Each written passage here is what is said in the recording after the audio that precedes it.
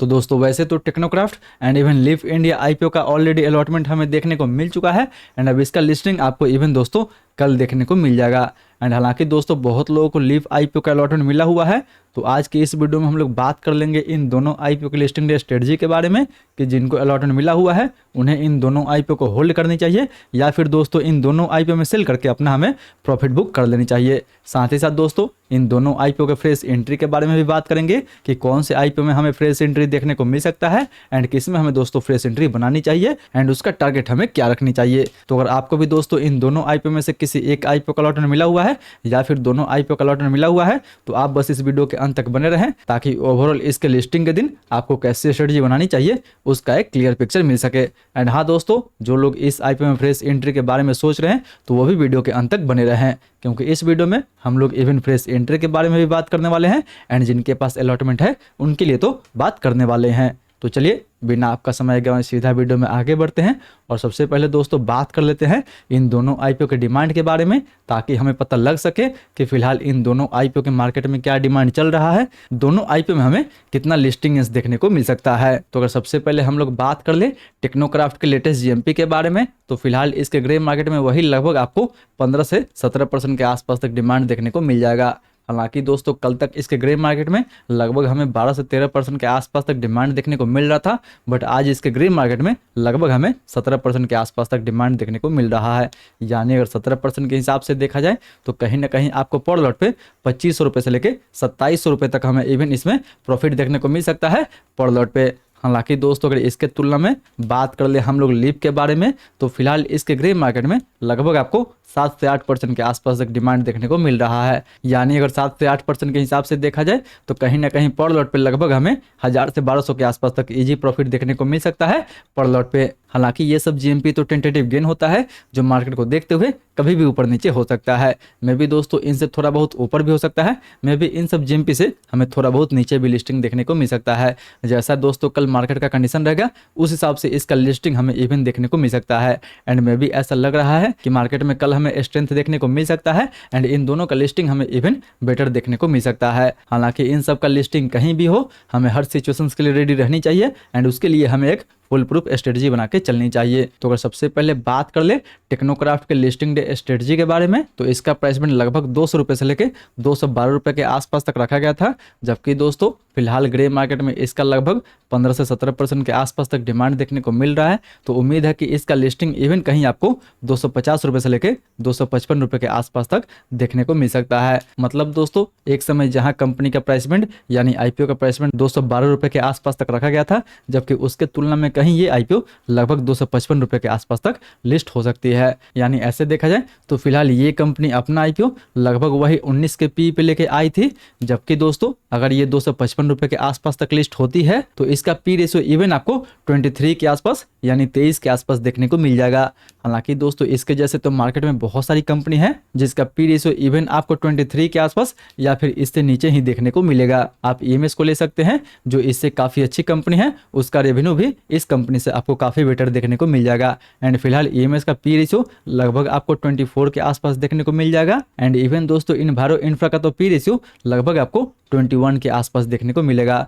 हालांकि अगर बात कर ले दोस्तों इस सेक्टर के लीडिंग कंपनी यानी वीएटेक विभाग के बारे में तो फिलहाल उसका पी रेशियो लगभग आपको 30 के ऊपर यानी 34 के आसपास देखने को मिल रहा है। यानी जो सेक्टर की लीडिंग कंपनी है उसका पी रेशियो लगभग आपको 32 से 34 के आसपास देखने को मिलेगा, जबकि एक तरफ लिस्टिंग के समय इसका पी रेशियो इवन आपको 23 के आसपास देखने को मिलेगा। हालांकि दोस्तों कंपनी का इवन फंडामेंटल एंड आपको बिजनेस तो बेटर देखने को मिलेगा एंड कंपनी का जो ऑर्डर बुक है वो भी इसके मार्केट कैप से आपको ज्यादा ही देखने को मिलेगा। कंपनी का मार्केट कैप जहां लगभग आपको 840 करोड़ के आसपास देखने को मिलेगा, वहीं लगभग कंपनी के पास ऑर्डर बुक आपको ऑलमोस्ट 1300 करोड़ के आसपास तक देखने को मिल जाएगा। बट इन सब के बावजूद भी दोस्तों जो वैल्यूएशन है वो काफी मैटर करता है। ऑलरेडी कंपनी जो है वो 23 के पी पे लिस्ट होने जा रही है। हालांकि दोस्तों आप ऐसा मान सकते हैं कि मे भी कंपनी मार्केट में नहीं है, थोड़ा बहुत भी अगर डिमांड आता है तो मे भी ये लगभग 25 से 27 के पी तक जा सकता है, क्योंकि जो भी मार्केट में नई कंपनी आती है काफी लोगों के नजर पे रहती है। एंड मे भी दोस्तों अगर इसमें अच्छा खासा मोमेंटम आता है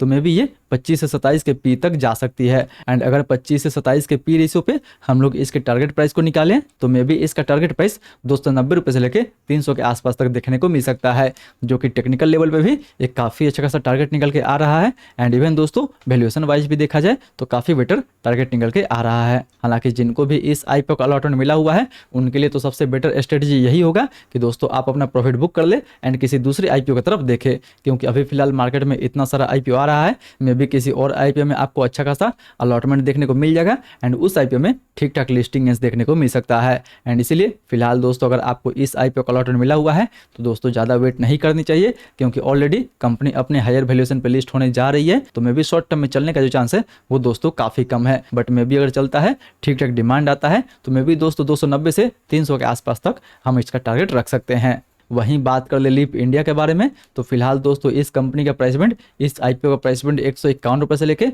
159 रुपये पर शेयर रखा गया है। एंड फिलहाल एज पर जीएमपी देखा जाए तो इसका एस्टिमेट लिस्टिंग कहीं आपको 170 रुपये से लेकर 175 रुपये के आसपास तक देखने को मिल सकता है। हालांकि दोस्तों ये कंपनी अपने आईपीओ को ऑलरेडी काफ़ी हायर वैल्यूएशन पे लेके आ रही है।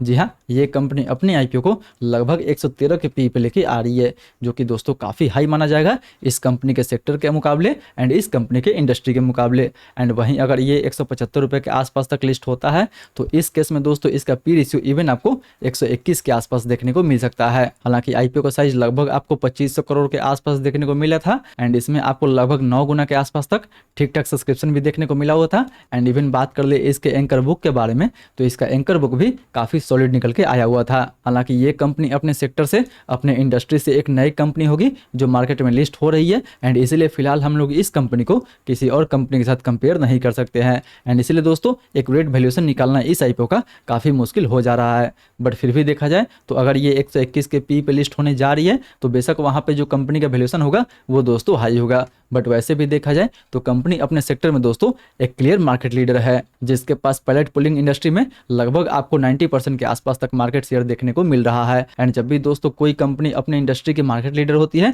जिनके पास काफ़ी अच्छा खासा मार्केट शेयर होता है, उनका वैल्यूएशन इवन आपको ज़्यादा ही देखने को मिलेगा। एंड इसका रिसेंट एग्जाम्पल ही आप लेंसकार्ट के आईपीओ को ले सकते हैं। लेंसकार्ट भी अपना जब आईपीओ लेके आया हुआ था दोस्तों, उस समय वैल्यूएशन काफ़ी हाई रखा गया था एंड हायर वैल्यूएशन होने के बावजूद भी लेंसकार्ट बड़े इन्वेस्टर्स को काफ़ी पसंद आया था एंड अभी भी लेंसकार्ट बड़े इन्वेस्टर्स का फेवरेट बना हुआ है। इसलिए भले ही दोस्तों कंपनी का वैल्यूएशन आपको महंगा देखने को मिल जाएगा, बट कंपनी अपने सेक्टर में मार्केट लीडर वाला पोजीशन रखती है। कंपनी एक मोनोपोली कंपनी है एंड मार्केट में अपने इंडस्ट्री से दोस्तों पहली कंपनी होगी एंड इसीलिए इसको दोस्तों फर्स्ट मूवर का एडवांटेज देखने को मिल सकता है। इसलिए मे भी दोस्तों इतना हायर वैल्यूएशन होने के बावजूद भी भले ही इसमें आपको लिस्टिंग कम देखने को मिल सकता है, बट दोस्तों अगर आगे मार्केट ठीक ठाक रहता है तो शॉर्ट टर्म में हमें इसमें अच्छा खासा मोमेंटम देखने को मिल सकता है। एंड इसीलिए फिलहाल दोस्तों हम लोग इसका वैल्यूएशन वाइज तो टारगेट नहीं निकालेंगे, बट अगर हम लोग टेक्निकल वाइज टारगेट निकालें तो समझ लीजिए कि ये 175 रुपये के आसपास लिस्ट हो रहा है एंड वहाँ से अगर ये 200 के आसपास जाने का कोशिश करता है एंड 200 लेवल को ब्रेक करता है तो इजीली हमें इसमें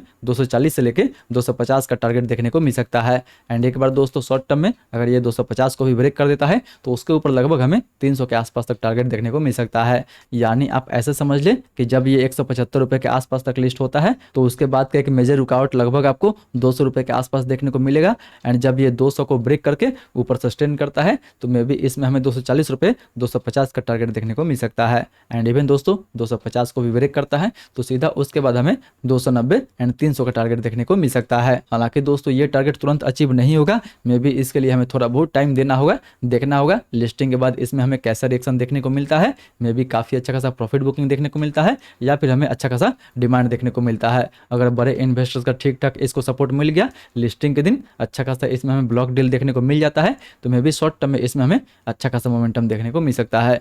इसलिए दोस्तों जिनको भी फ्रेश एंट्री बनाना है वो लीप इंडिया को फोकस पे रख सकते हैं। हालांकि लीप इंडिया में तो ऑलमोस्ट हर किसी को अलॉटमेंट मिला हुआ है एंड इसलिए दोस्तों जिनको भी इस आईपीओ का अलॉटमेंट मिला हुआ है एंड वो लोग इस आईपीओ में रिस्क लेना चाहते हैं तो इसके प्राइस बैंड को देखते हुए, इसके लिस्टिंग प्राइस को देखते हुए आप इसमें रिस्क ले सकते हैं। जी हाँ, अगर आपको इस आईपीओ में रिस्क लेना है यानी इस आईपीओ को शॉर्ट टू मीडियम टर्म के लिए होल्ड करना है तो मे भी दोस्तों आपका जो स्टॉप लॉस रहेगा वो इसके प्राइस बैंड को देखकर ही आपको रखनी चाहिए। जी हाँ, प्राइस बैंड लगभग 159 रुपये के आसपास है एंड इसलिए इसका स्टॉप लॉस भी आपको लगभग 159 रुपये के आसपास ही रखनी चाहिए। इसी के स्टॉप लॉस लगा के आप इस आईपीओ को होल्ड कर सकते हैं। अगर शॉर्ट टर्म में अच्छा खासा खासा मोमेंटम आता है तो मैं भी इसमें हमें अच्छा खासा गेन भी देखने को मिल सकता है। बाकी बात दोस्तों, जिनको रिस्क नहीं लेना है, अच्छा खासा इस आईपीओ में लिस्टिंग मिल रहा है 10% के आसपास तक, तो वो इस आईपीओ से लिस्टिंग बुक करके किसी दूसरे आईपीओ में अप्लाई कर सकते हैं। क्योंकि मैं भी इसमें अच्छा खासा आपको अलॉटमेंट देखने को मिल गया है, क्योंकि इस आईपीओ में अलॉटमेंट चांस काफ़ी बेटर था। एंड अगर आप 8 से 10% लेके खुश हैं तो जी हाँ दोस्तों,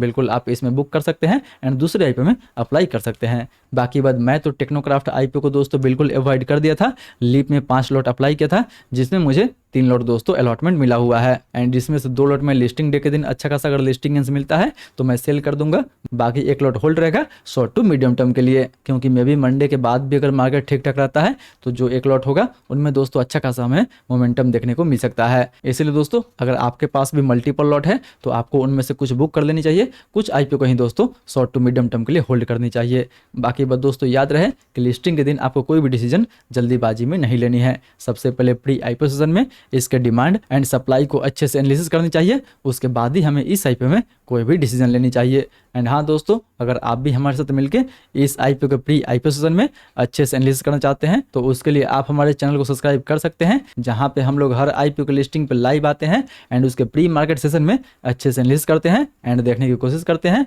कि लिस्टिंग के बाद हमें उस आईपीओ में ठीक ठाक डिमांड देखने को मिल सकता है या फिर ऊपर के लेवल से हमें सप्लाई देखने को मिल सकता है। सो मेक श्योर दोस्तों, आप अभी तक टेलीग्राम से नहीं जुड़े हैं तो टेलीग्राम से भी जुड़ जाए, क्योंकि सारा आईपीओ का अपडेट आपको वहीं देखने को मिलेगा। एंड इवन दोस्तों, चैनल को लाइक नहीं किया है, सब्सक्राइब नहीं किया है तो वीडियो को लाइक करके चैनल को सब्सक्राइब कर ले, ताकि जब भी मैं लाइव आऊँ उसका अपडेट आपको टाइमली मिल सके। बाकी बात दोस्तों, ये तो था मेरा पूरा पर्सनल व्यू इन सभी आईपीओ के लिस्टिंग डे स्ट्रेटजी को लेकर। मे भी आपका व्यू हमसे अलग हो सकता है, इसलिए आप जो भी डिसीजन ले अपना रिस्क एंड अपना एनालिसिस लगाने के बाद ही ले।